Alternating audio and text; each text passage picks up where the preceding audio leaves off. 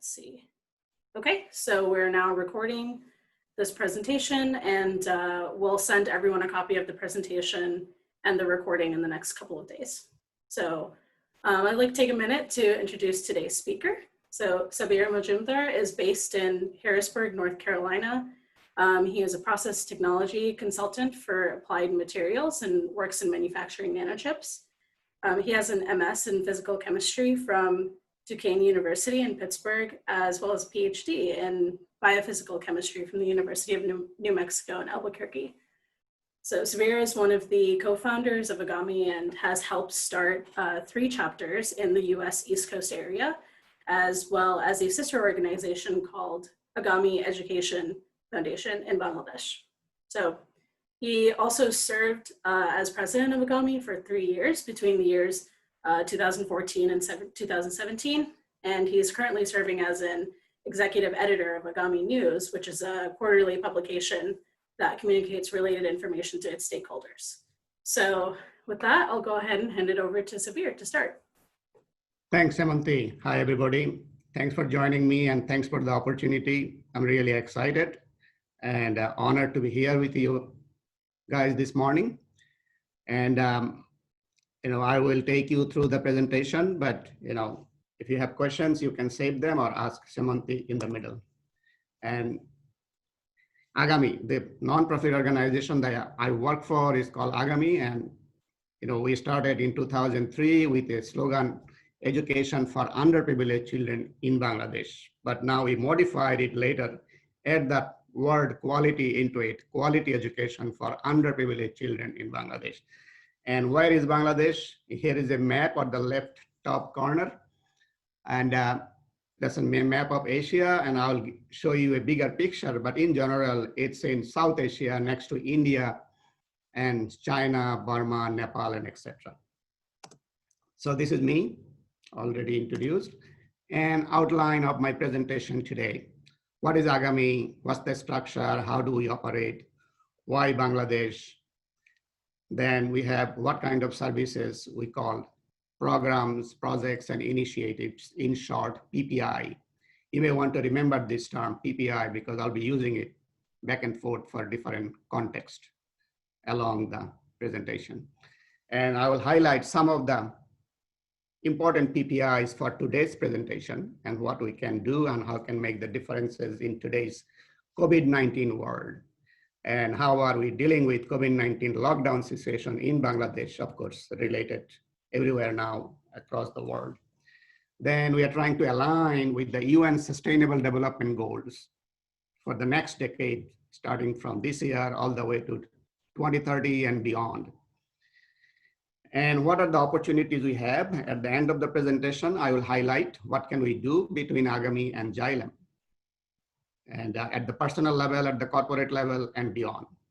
And some highlights, takeaways at the very end with question and answering session at the very end.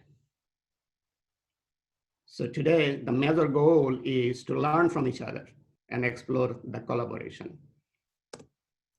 And as I said, here is the map again, the same map I showed in the first slide.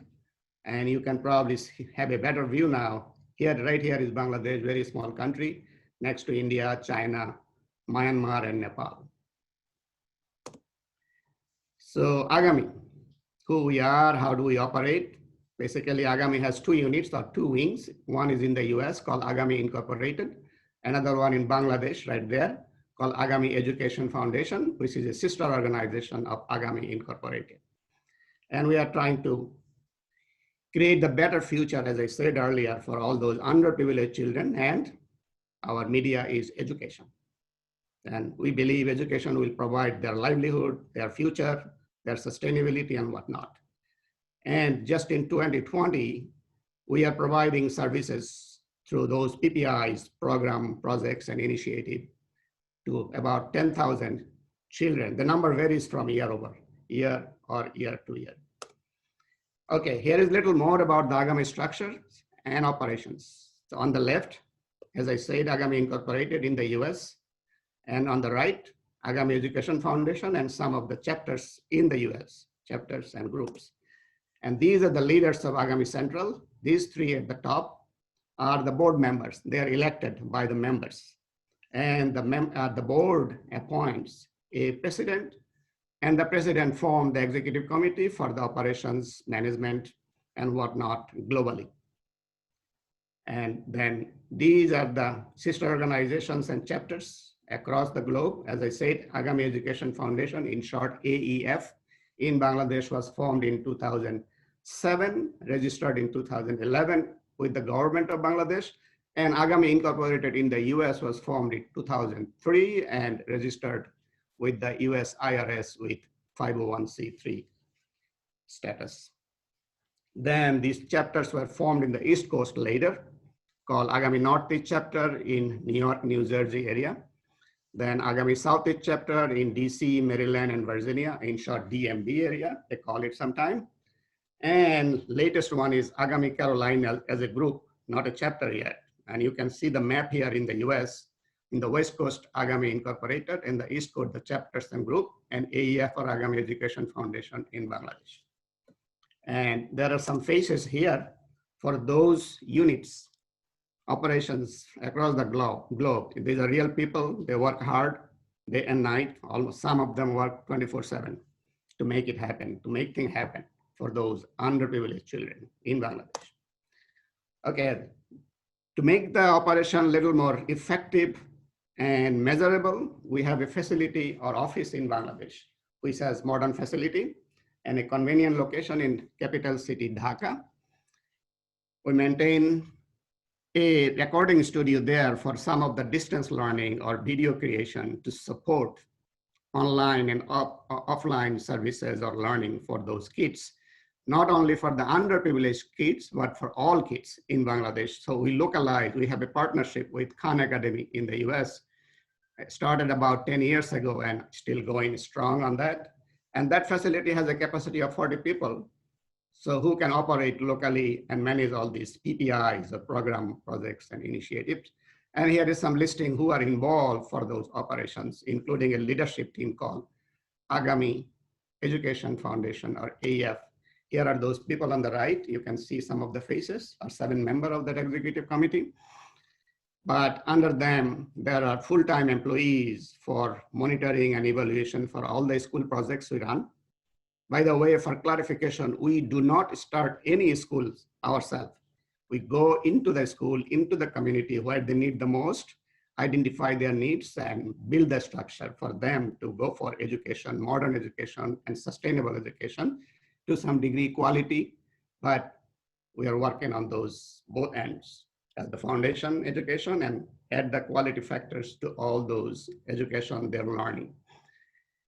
And we have as I mentioned earlier, we have partnership with Khan Academy in the US, the famously known Khan Academy, now worldwide, and they have about 180 80 countries in the world and working with all the possible languages, modern languages, for localizing their content. And Agami is one of them in Bangladesh. We call it Khan Academy Bangla for our program, and we have a team for creating all those materials and mapping locally based on the local education curriculum. All right, with that context, let's move on to the next slide. Why Bangladesh? This is an obvious question for all of us here. And there are some negatives and positives. When it started 17 years ago, the situation was even worse. Right now in Bangladesh, literacy rate is 74%, and poverty line or below poverty line is about 24% of the population. And in that little country, the population is 165 million people live there, very densely populated. Then one problem I may want to highlight here is the struggling families see young children as the source of income. So child labor is a common thing in Bangladesh, which we do not want, of course, with the advancement of lives and civilization. And we want to address those through education. Plus, want to remove all this poverty or struggle underprivileged children and families. So two more thing here. Bangladesh is a delta, as you can see here, or not in this map, but the other map. And it has a lot of flooding almost every year in Bangladesh. So that makes it harder to build the infrastructure and provide the quality education and whatnot. The positive part is the GDP for the nation is 6% or more for last 10 years, which is very good. They're making a lot of progresses. And of course, a lot of NGOs and organizations like Agami is contributing into it, and we can do, of course, better. Our focus and government focus more on the K to 12 girl education these days. Not only girls, boys are included, but girls were in the forefront right now for last decade or so. And I want to highlight two big organizations, the largest organization in the world. One is called BRAC.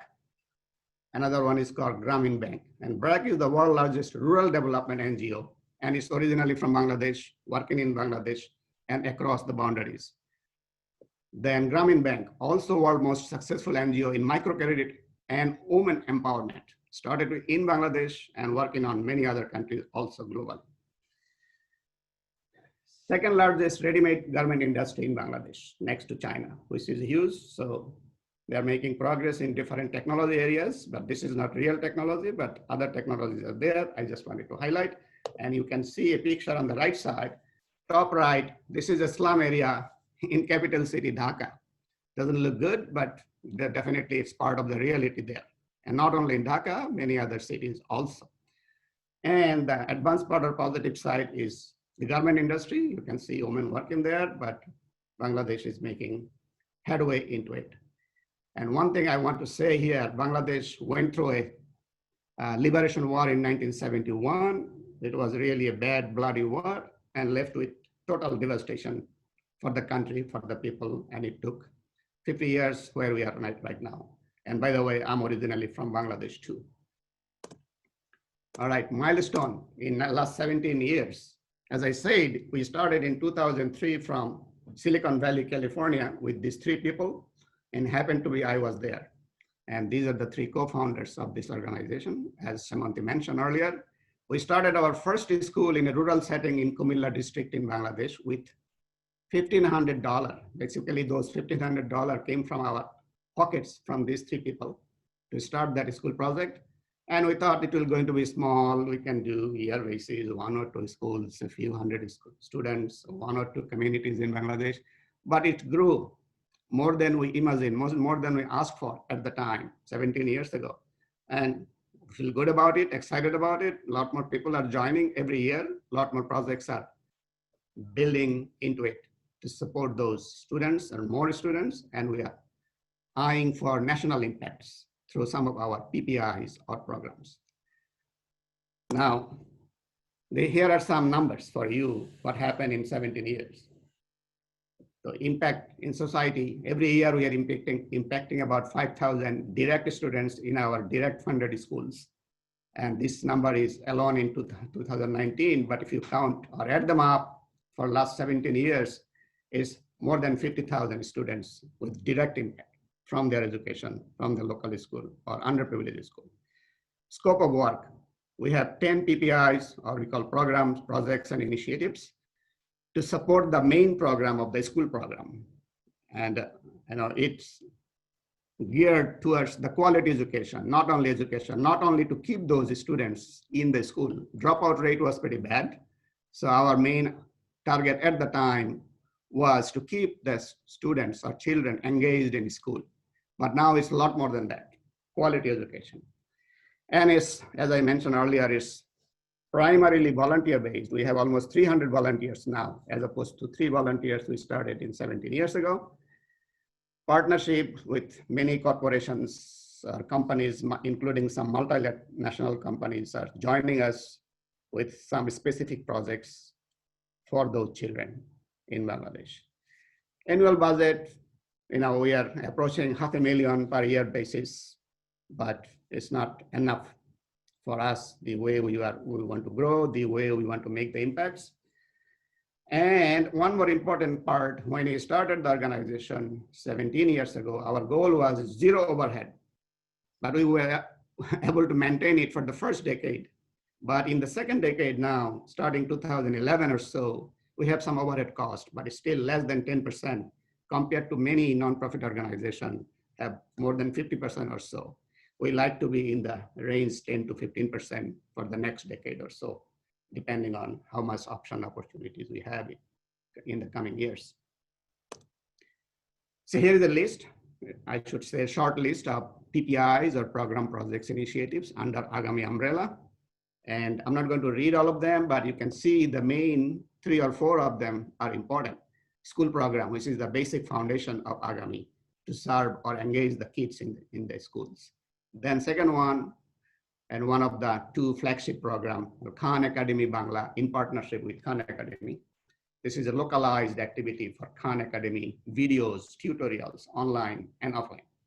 Then we developed the teachers training, health for education, life is fun science program, and other activities in last 10, 12 years. And here is a model on the right side, how those PPIs or program project initiative interrelated to each other. But main thing is to support the school program or all the school basic program or foundational program and to go into the quality education for those kids. All right, so currently in last 1 year, we have 2 school projects funded by Agami. And as I said, there are 5,000 students and about 10,000 family members with those students. They are impacted directly and indirectly depending on which community you're talking about. But important things to distinguish here and understand is we are working mostly in the slum areas and rural areas. And those are the 2 primary segments of our operations for those schools that we go into. To maintain and monitor and evaluate for those schools, how they're doing, how is our money working for them, and for us, what is the return of investment, we go for school visits twice a year for each of them. And some of the schools are very rural, hard to get there, but we do it. And on the right side here, you see a map of Bangladesh, and you can see this red circle.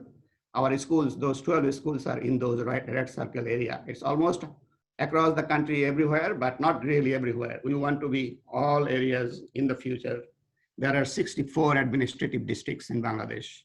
We had some schools in the northern part, northwest part, and southwest part, but depending on the engagement, depending on the need, we have a usually school program duration 3 to 10 years in that range. So it changes.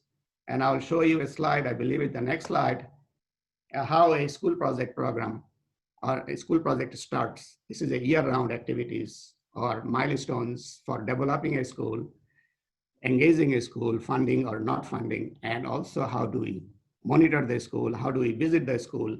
Basically January, February timeframe starting from here for the school year, but the application process starts in the middle of the year earlier. So anybody can submit applications or send us requests for funding any school or community, and we go from there. But without going into the detail, some of the schools last for a year, some schools last for 10 years, depending on the situation and needs and whatnot. And these are the 2 on the left. The drivers are directors for this school program, and they operate from California. Okay, here the picture shows, I want to highlight here that we usually do not go for any construction project. But for this case, we did some construction because the school was in a dire condition on the left. This is me here standing, visiting that school, talking to that teacher. In a classroom, the students are sitting on the floor. They didn't have any furniture. They didn't have a good building or so for the school. But a year later, this is the school, same school with a reasonable structure and some furniture, so where they can sit and do the regular activities inside the classroom. And about 200 students were impacted positively out of these activities in the time frame of 2015 to 2016.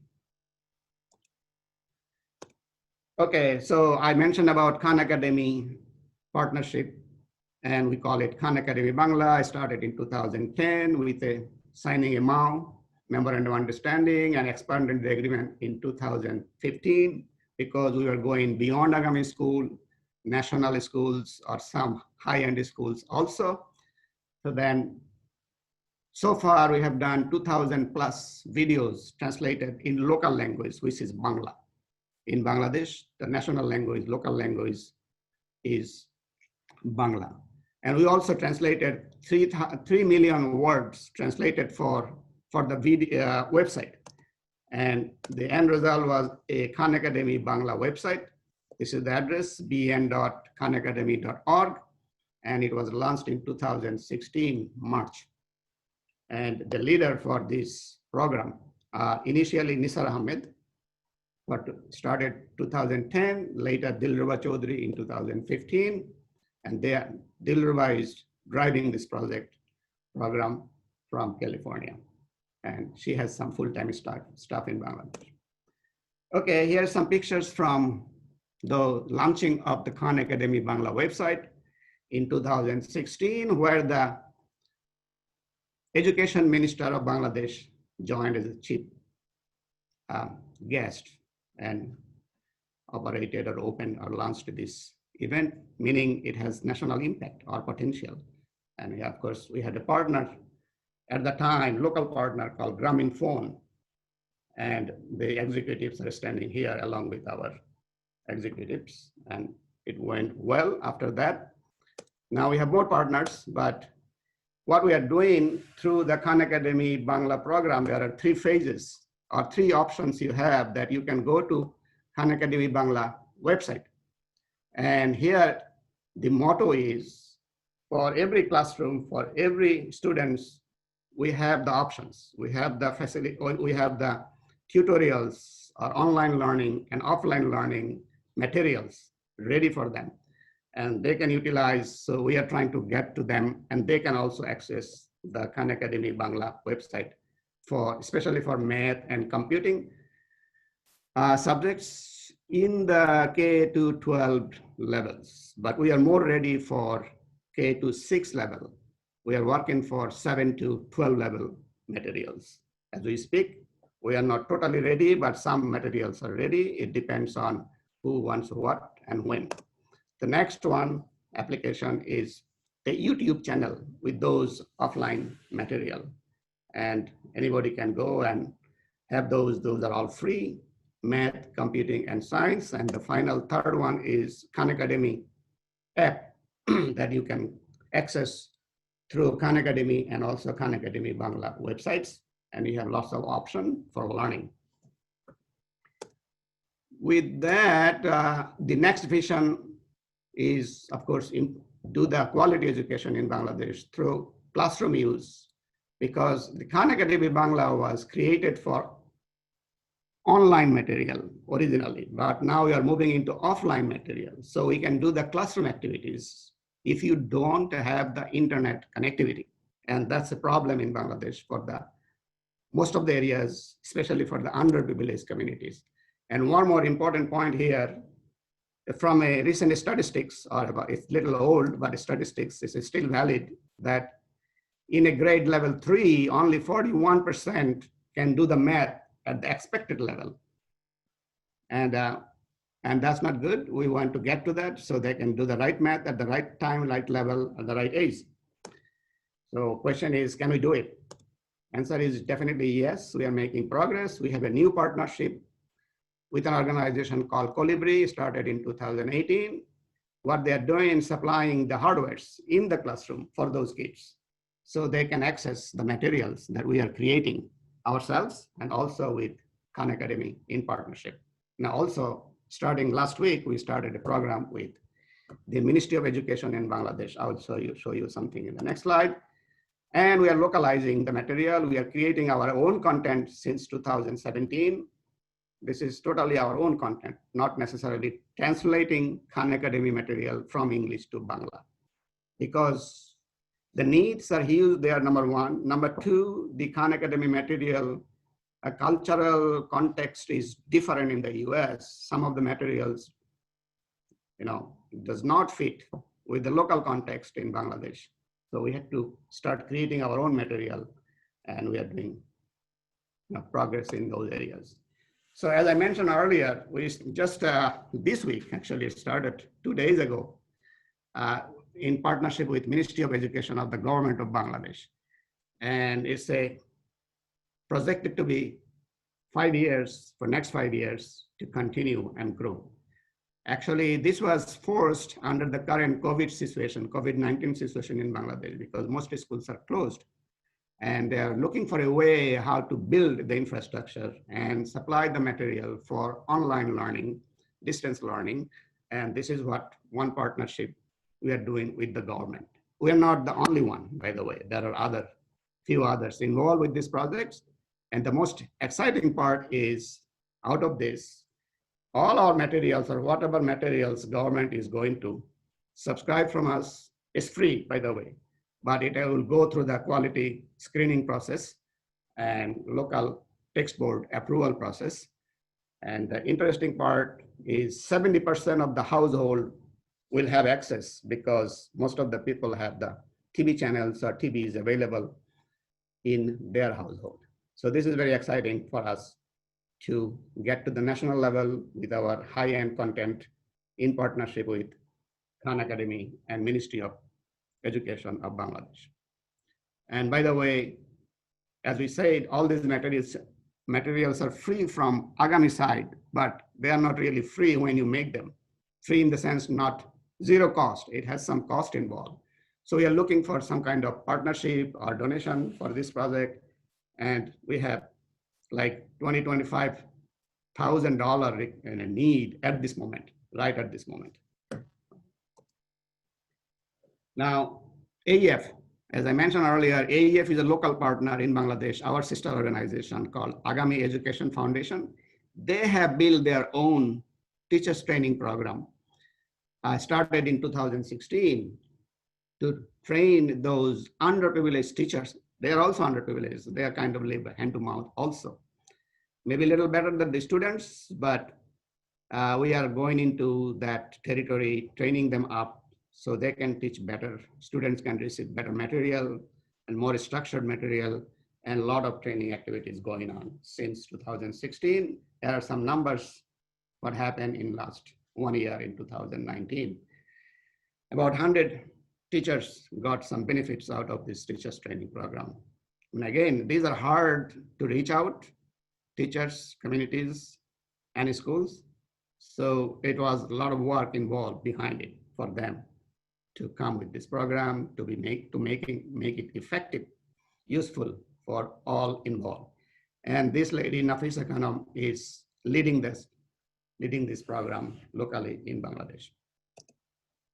Another supporting PPIs is health for education. Remember, these are underprivileged kids and underprivileged communities. They don't have access to any health services. So we want to make sure they have at least basic services, basic awareness, and some services that we can offer in partnership with some of the local or international organizations. And the goal is minimum goal: personal hygiene, sanitation, nutrition, safe drinking water, awareness. Now, all of these are important. Compared to our priority school program or basic program, these are kind of secondary, but supporting. I should not say secondary, but very important. Right now, we are not focusing on it too much, but we have some activities like health camps, eye camps, dental camps, and so on and so forth. Not bad, but we can do better, especially with safe drinking water. So keep that in mind.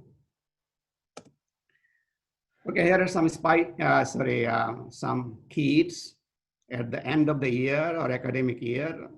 Agami or AEF in Bangladesh takes them through some competitions, some extracurricular activities, and some tours, visits out of their school or some other places, so they can learn things, see things, apply those things in their lives.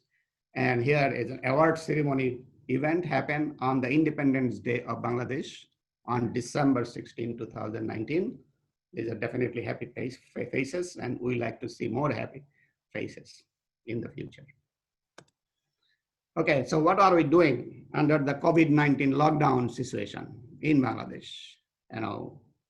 It started, of course, in February, March timeframe, the situation, especially in the US, but later on, it affected all across the world, including Bangladesh and neighboring countries. So, and schools were all closed. And we wanted to reach them out, help them out, because if we don't help them, they are going to starve to death. They don't have any financial support, other structure, or supply of food. So our goals were to support those students and their families. And the challenges, another challenge is how do you procure them? How do you ship them when all those lockdown condition, and you have to go all the way to the government high authority to get the permission for any kind of transportation from one area to another area. It was very difficult, but our team did it. Then funding, of course, is always an issue. No funding, no service, and it's a life and death situation for those kids and their family members. And we did well. Our approach was to have this $25 US dollar per family per month basis for 2 months. So and the family unit in this math was 4 per family, and roughly we did actually more than 1 million meals in last 2 or 3 months. Then other important factor for this COVID situation is train them how to do the hand washing, how to wear the mask, and maintain the social distance. As a local organization came up and donated 5,000 masks at the time, and I believe we are talking for more masks in the future. Here are some pictures of those COVID-19 activities in Bangladesh in our schools and communities, and you can see that some kind of training for this young star, how to use the sanitation, or hand sanitation. Then these are the masks, and this is the food packet that we prepared for our students and their family members. And here are some distribution pictures from the distribution, some instruction for them in Bangla, but basically how they treat themselves, maintain the social distance, and keep them safe and stop spreading the COVID-19 cases in Bangladesh. We raised about 100,000 US dollar during that April-June timeframe, and still some donations are pouring. After that, there are some units of Agami also did some online virtual events in DMV or DC, Maryland, Virginia base on the left side, led by ESSEC, or Agami Southeast chapter. And on the right side, it's a New York City based, some students or Bangladesh Student Association in New York City came up and partnered with ENEC, Agami Northeast chapter, and did this fundraising. Combined, we raised $13,000 in a couple of weeks or so. And that was very helpful. So all of these little things add up and helps for our goals, for our services, short-term and long-term. I'm sure you will consider to do some of this today and later in the future. There is another one during the COVID-19 situation in Bangladesh. Our partner in Bangladesh, Agami Education Foundation, did a online training for the teachers, which is good. They're trying to adopt and adapt with the situation, COVID-19 situation, and come up with the suitable solutions, suitable training, suitable materials, or related materials under the current situation. Okay, we are also planning for a fundraiser in a couple of months in September. This is initiated by Agami Central, but all units work together to make it happen. And we are targeting for more than 100K in this event. Usually we get more than 100K, but this year we don't know what's going to happen because of the lockdown situation. And we are looking for a sponsorship for this event. The date is not finalized yet, but it will be end of September. And here are some numbers from last 3 years that's related to year-end fundraising. We call it year-end fundraising, and it's all online basis, usually happen in November, December timeframe. And from last 3 years, our target was the dark column, and the light column is our actual numbers that we raised every year. And we were in the 60,000 to 70,000 range every year. Hopefully we'll do better this year, and hopefully you will participate. So I want to take you through with some sustainable development thing that we are trying to align with United Nations. They have 17 sustainable development goals, but the 5 pillars of those goals are related to social, environmental, economic development for all of us, everybody around the globe, and everybody is impacted, of course, including those kids in Bangladesh. But we want to educate them, keeping all those in mind, that those are all important. And sometimes we are more focused on economic components, sometimes social, sometimes environmental, but if we are not aware of the interrelationship, we are not successful. So we are trying to give that sustainable 5 pillars to all involved in Agami, including school teachers and students.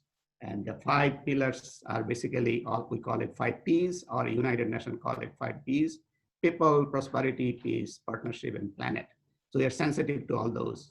No matter what we do, they should be interrelated and they should be aware of it, and we are working on it. And here are the 17 goals that I mentioned earlier and declared by United Nations. And I'm not going to go read into it, but you got the idea. And we have more details in the next slide here. What are we going to do? How are you going to do, especially for Agami context? And here are the 5 things related to those 5 Ps or 5 pillars: create lasting socio-economic change, then through quality education, that educate to become environmentally friendly and responsible for everybody involved with Agami, including children, educate them to be peaceful, just, and inclusive, and work with partners like yourself to achieve all our goals. And this is what it will look like, Agami in the center, and everything else is same like United Nations. Here we have the details for those activities. I'm not going to read through them, but you get the idea how we're going to align and work in the future for the next 10 years or so or beyond. But you have the idea: people, peace, partnership, planet, prosperity, all those are involved into the detail, and we have some detailed ideas. We are aligning as we talk, as we discuss. Okay, here are maybe a couple of more slides, then I'll try to finish. We have some growth, of course, with money in the last 17 years, and looks exponential, but we like to be more exponential, but they're not there yet. And here are some numbers for the final 3 years or last 3 years. One thing I wanted to highlight here is the employee matching.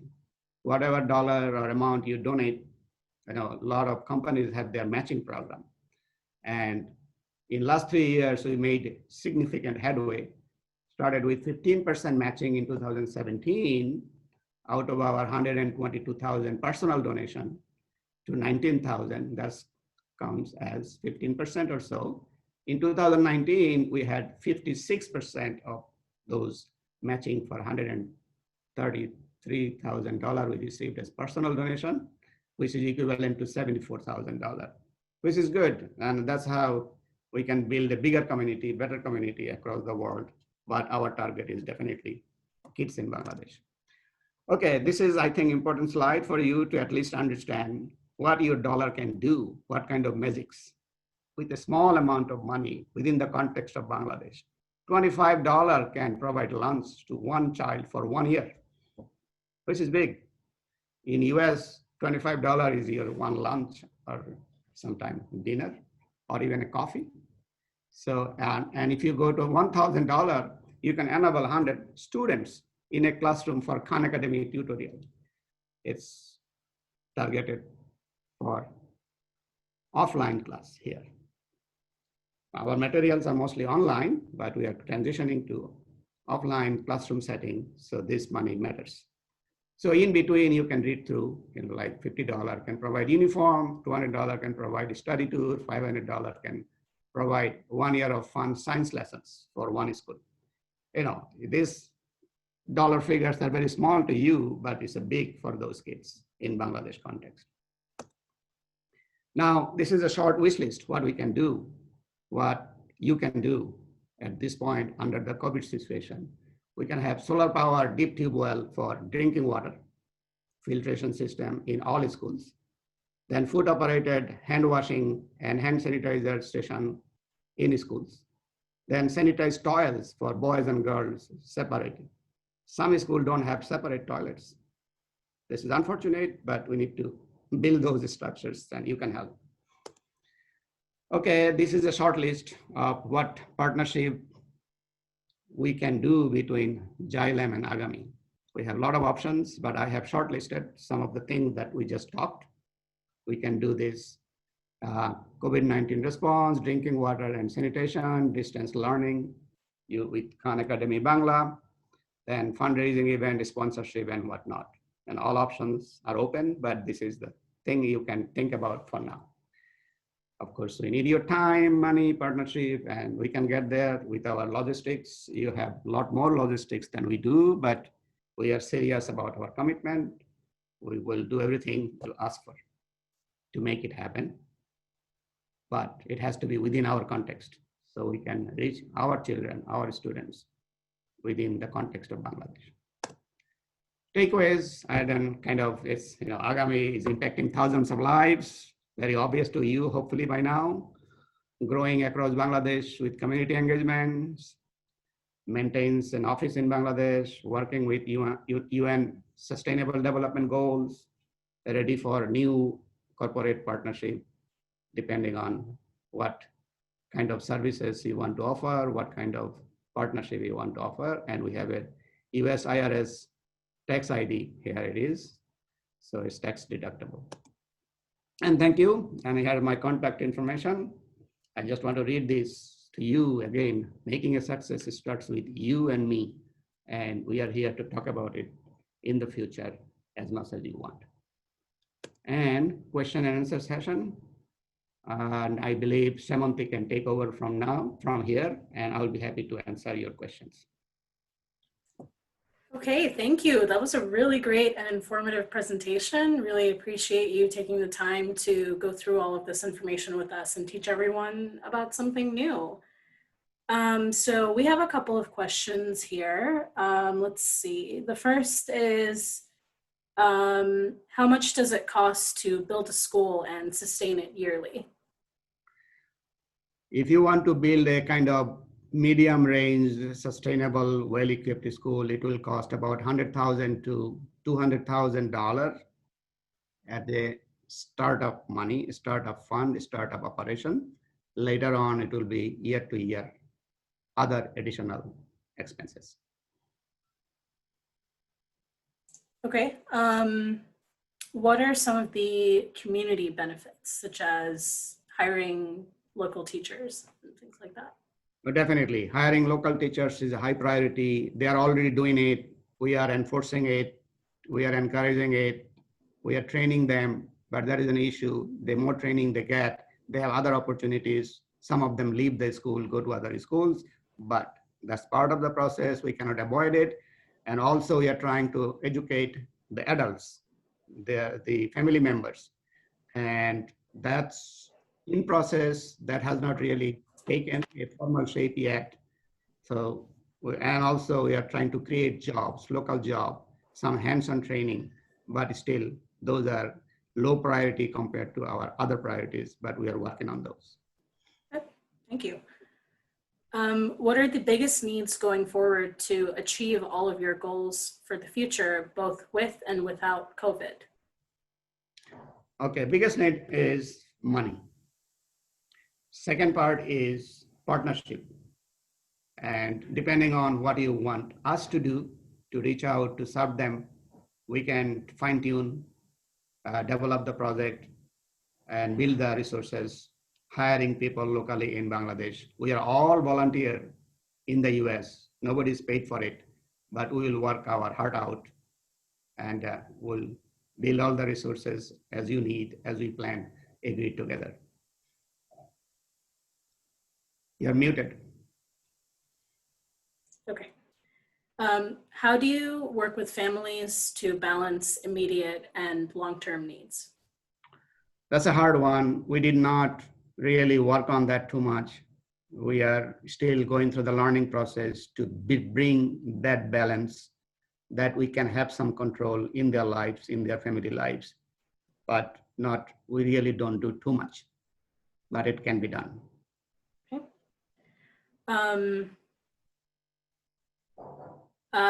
What is different now from when you started in 2003? Oh, big difference. I gave you some numbers, shared some numbers like 3 volunteers versus 300 volunteers, $1,500 versus close to $500,000, one school project versus 10, 15 school projects per year basis, impacting more than 5,000 students a year directly from the schools. But we have another 5,000 to 6,000 students impacted by Khan Academy program, both for privileged and underprivileged schools. We are having partnership with the government. We are having partnership with other corporations to, depending on what projects or what initiative we have and what else we can do, all options are open. So there's a big difference. We have infrastructure, organizational infrastructures, especially in Bangladesh. We have paid staffs. We have trained staff. We usually go through the monthly training or sometime weekly training for those staff for skill development. And those are kind of ramping up every year, every month, I should say, but COVID-19 is forcing us to do more to adapt with the current situation. I don't know if I answered your question, but this is what I'm thinking. Yeah, it's good. Okay, thank you. What is the #1 way an employee at Xylem could contribute to your organization at this time? And this can be monetary or time or other. Kind of a follow-up to that is just in addition to financial support, are there other ways for employees here to volunteer? There are multiple ways, of course. You mentioned a few of them. They are personal time, personal money, and they can join formally Agami or informally Agami as a volunteer, as a member. We can build bigger community to do raise the fund, not only from your own fund or own pocket. Other people can be invited or engaged through them. So in terms of project management, we have our own resources, own volunteers, but we always need more volunteers, more skilled project managers. And some of our volunteers have the hearts, but don't have the skills. That's a hard struggle for balancing factors. But if we have a skilled volunteer from Xylem or wherever, we can get to the end or launching the projects quicker and more efficient way. Let's see here. How are the goals and priorities determined within Agami? Usually the governance part is managed, control, implemented by the board of directors. There are 5 positions open, usually 5 positions, but right now there are 3 board members and they make all the decisions, relevant decisions after talking to the stakeholder or whatever feedback we provide to them. And they set those boundary conditions and guidelines. And we have executive committees from all the branches, all the units, including Agami Central, then the sister organization, chapters and groups. They follow through those guidelines or core values. We have, I believe, 7 core values within Agami.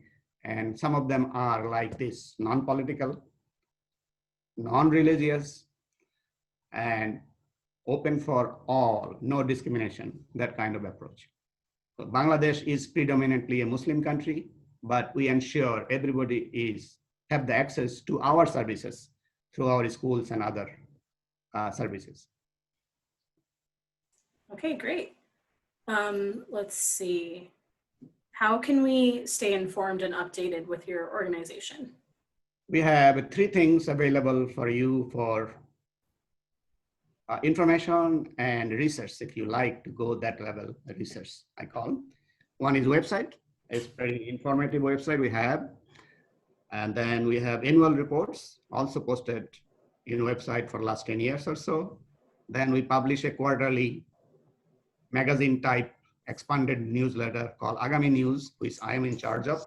We have been doing it for last 2+ years, maybe 3 years. Earlier we had Agami newsletter, but now we call it Agami News. You can also have those available access through website, and you will have a lot more dynamic information every 3 years. what happened in last 3 years, what is coming in the pipeline for next 3 or 6 months. Okay, thank you. Who are the community stakeholders and how do you engage with them? How do I engage with them, or Agami engage with them? As And who they are? usually the donor-based, donors, then partners and sponsors. Those are the 3 categories, plus the members. Those are our infrastructure or network, I should say, for Agami cases. We maintain the relationship, we maintain the communication through ways, as I mentioned earlier, website, newsletter, annual report, and share the information. Every week or every month, there is some kind of new information we disperse through email and other services to make sure all are informed. And also we invite them all the time to come and engage with Agami so they can have first-hand experience as much as they want. They can visit the schools, especially when they go to Bangladesh, how they are operating, how they are doing what they need. You know, I can say you a lot of things, but when you go there, the experience is different. The learning is different. You see more needs, more than I can tell you right now. So some people from Bangladesh, US or other countries go there in Bangladesh and visit the school. Some are announced, some are surprise visits. And they bring the other information for us so we can engage and build the better programs, or we call PPIs, for those schools and children. Okay, thank you. And for those who didn't join us at the very beginning of the call, can you tell us again what Agami means? And can you also tell us why you chose that as your organization name? Very good question. Agami is a Bangla word. Bangla is the primary language in Bangladesh, local language. And Agami means future. We are investing in future through these kids, schools, communities, so they can lead in the future, as we all know, and they can become like us, at least some of them, if not all of them.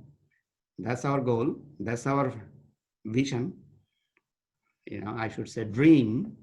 So that's what means Agami is the future, and we are investing in future. Okay, thank you very much. So that about wraps it up on the questions in the chat. So I'll give everyone an opportunity to unmute themselves if they want to ask a question during the call. I'll give you guys about a minute. So if anyone has a question, feel free to unmute yourself and say it on the call. Hi, this is Anisha. I was wondering if there are social media pages or something maybe shorter, concise, that would be good to share with family. I feel like a lot of my family would be interested in supporting something like this. So maybe a quick and easy way to share with friends and family who have similar interest in promoting education and supporting charities globally. Sure, good question. We have a strong presence in social media, especially with Facebook and Twitter. You know, I also kind of engage in Facebook for the causes of Agami, more than my personal causes. So there are all the units, Agami units, including Agami Central, Agami sister organization in Bangladesh, chapters and groups in the US. All of them have their own groups in Facebook.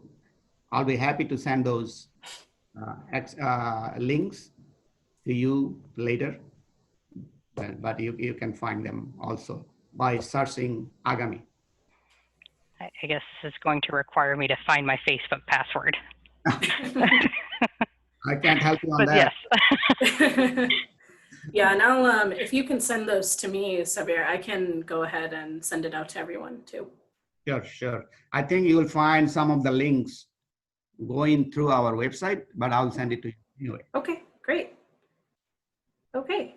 Any other questions?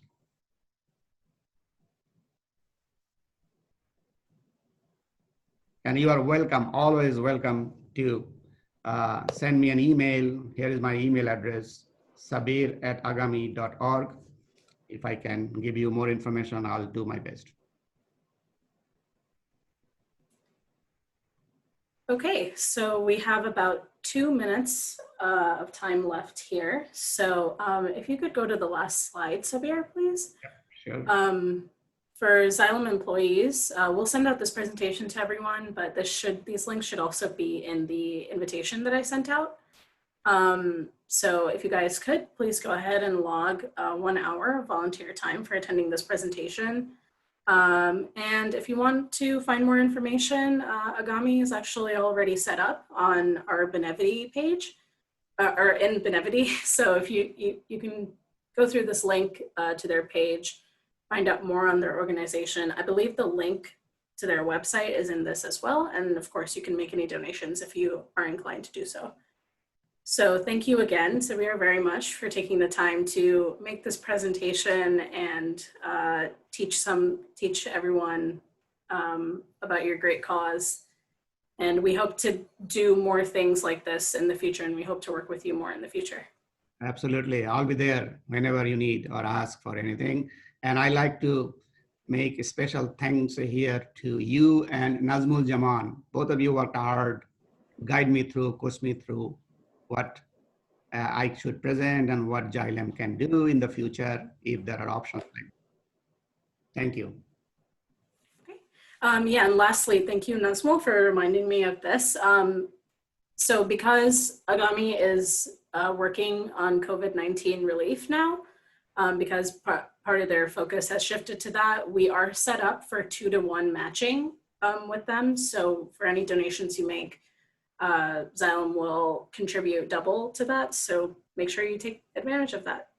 So if anyone has any other questions, feel free to email me or Sabir. Is there a time limit on that? Sorry.